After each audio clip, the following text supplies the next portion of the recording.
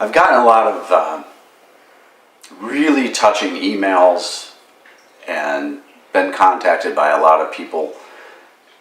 And the tendency when you get a long thank you or a long email is you want to match that in length and intensity. And I think sometimes the two simple words that we lack the most lately in our vocabulary is just thank you.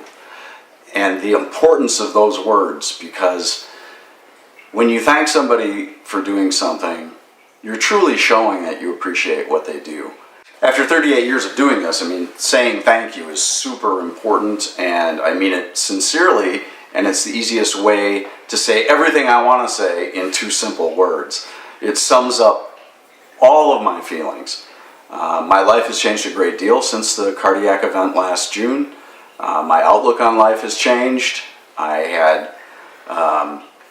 quite an experience in the emergency room, and I've been able to relate that in public to CBS 21, and I appreciate that.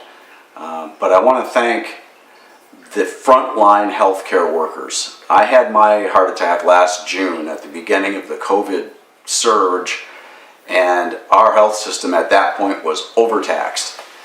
And they took me in, they saved my life, and they turned me around. From the moment the first responders arrived at my front door, to the emergency doctors and nurses, the entire team led by Dr. Tider, to the cath lab, to the team of Dr. Rice at UPMC.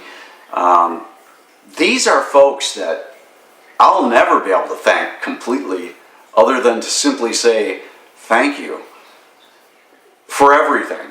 They could have given up on me. I know they wouldn't have, that's not in their nature.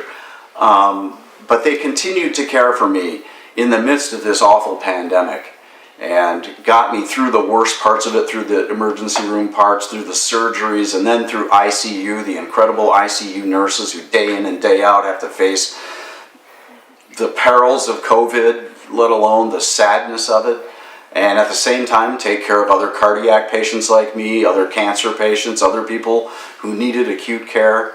God bless all of our healthcare workers and those frontline workers. They're exhausted and they need all of our support, and I want to thank them. And one part about recovering from a cardiac event like mine is cardiac rehab, and I'm always proud to show this t-shirt. I graduated from the cardiac rehab program at UPMC.